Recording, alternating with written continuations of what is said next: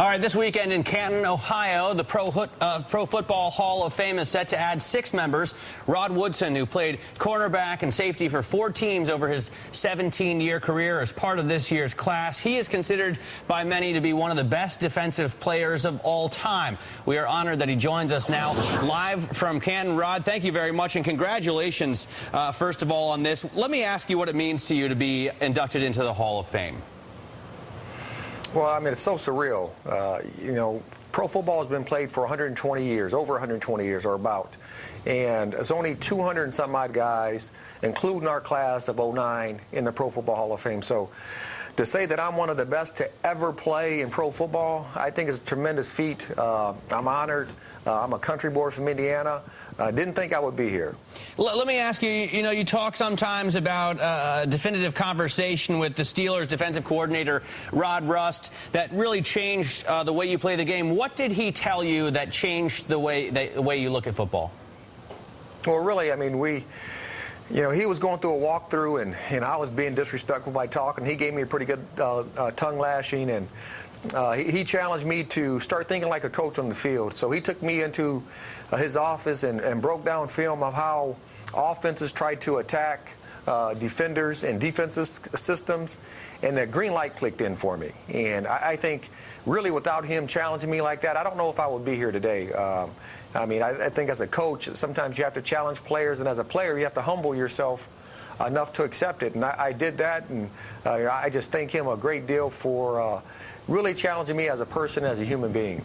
You know, you're famous for really your predictive ability as a defensive player, returning 71 interceptions, the most interception returns for touchdowns, and the most interception return yardage. How much of that translates over from football into other walks of life? Because you have done so well on the business side of life as well, with your car dealerships and your motorcycle dealership.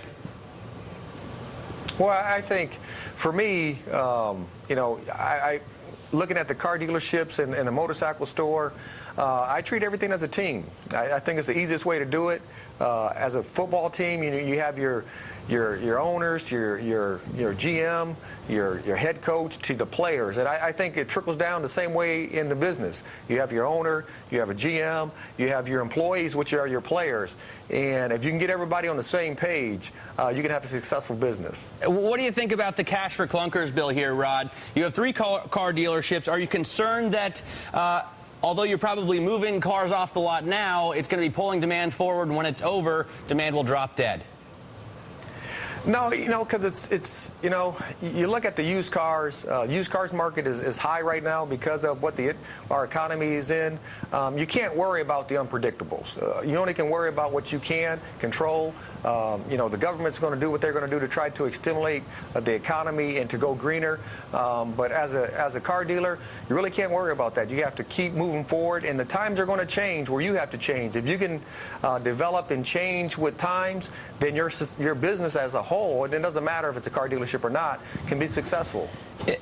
Is the NFL moving and changing with the times? I mean, Eli Manning signed a contract for $100 million. Does that seem to make sense in this economy? Well, you know what? A lot of people are making a lot of money in this economy, even though it's turned down. The difference is that Eli Manning and professional athletes get publicized for the money they're making.